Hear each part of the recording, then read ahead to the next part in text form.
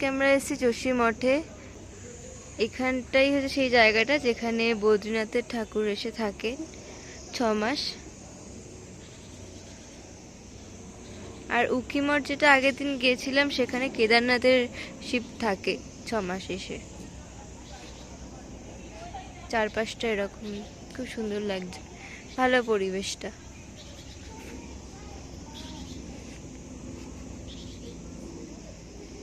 আমরা এখানে পুজো দিয়ে নিয়েছি।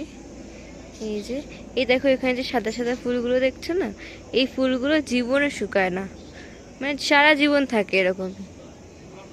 এখান থেকে যতটা দেখা যায় দেখাচ্ছি তোমাদের।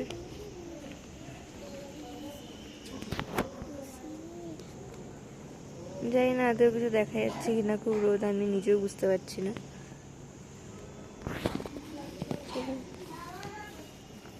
এদিকে মহালক্ষ্মী একটা মন্দির, মহালক্ষ্মী মন্দির।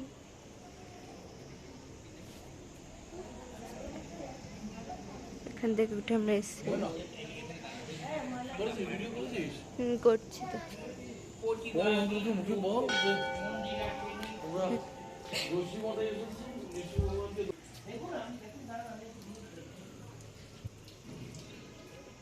দেখি তো এখানে কি আছে।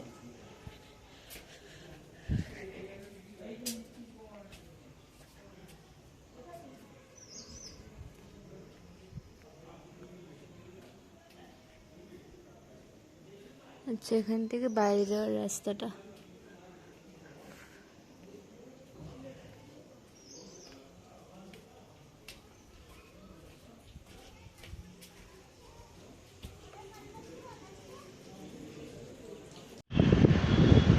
এখন আমরা চলে এসেছি, বদ্রীনাথে পৌঁছে গেছি। এটা হচ্ছে ওর সামনেটাই, আমরা যেখানে রয়েছি তার সামনে জাস্ট এরকম কি অসাধারণ লাগছে, তাই না?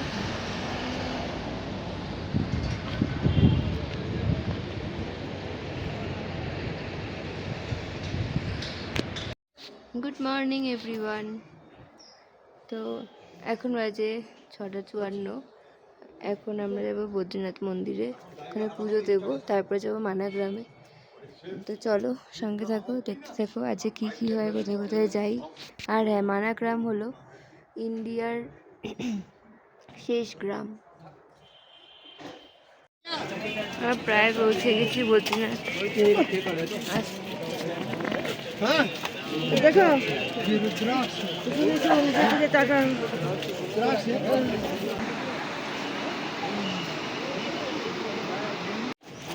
যে আমরা এখন মন্দিরের দিকে যাচ্ছি, পুজো দেব। এই যে মন্দির দেখা যাচ্ছে।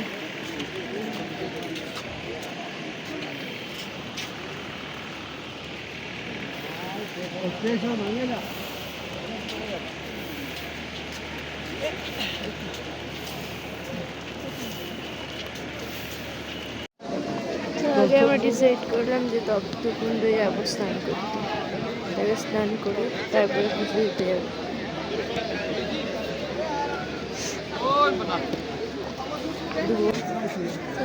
ছেলেদের সাইড, এরই ওপাশটাই হচ্ছে মেয়েদের সাইড, যেখানে ঘর কাড়া রয়েছে। ধোয়া ধোয়া।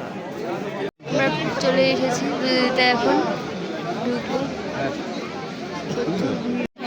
বদ্রী বিশালটা দেখা হয়ে গেল। এবার এখানে দেখো, এই হচ্ছে মন্দির।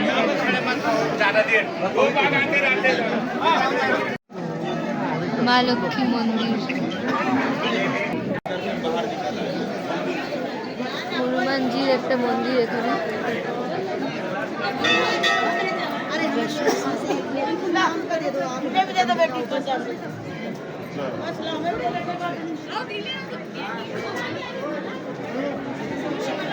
নৃসিংহদেবের মূর্তি।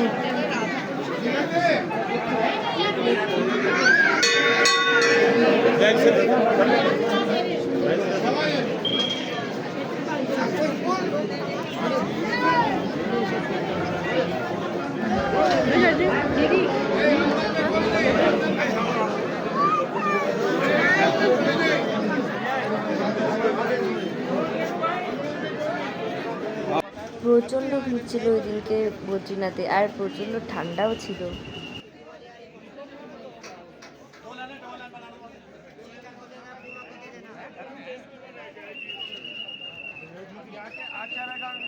পুজো দেওয়ার পর আমরা একটু খাচ্ছিলাম এখানে গরম গরম দুধ।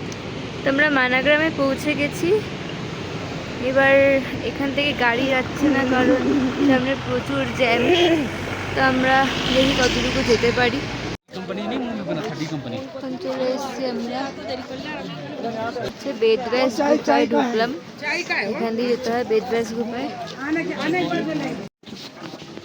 এখন আমরা যাচ্ছি। পাহাড়টা খুব সুন্দর।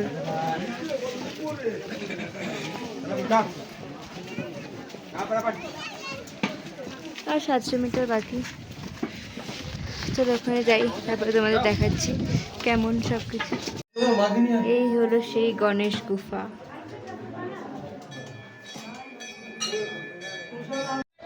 ওই যে ব্যাস গুহা দেখা যাচ্ছে। গণেশ গুহা থেকে এখন ব্যাস গুহা থেকে চলে এসেছি প্রায়, আর একটুখানি বাকি আছে। চারিদিকে দেখো কি সুন্দর লাগছে।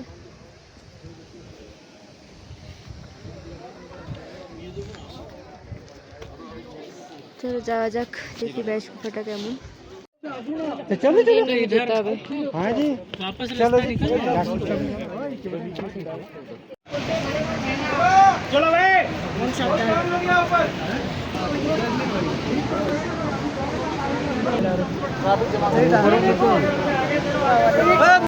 এই জায়গাটা থেকে পঞ্চপাণ্ডবরা স্বর্গে গেছিল।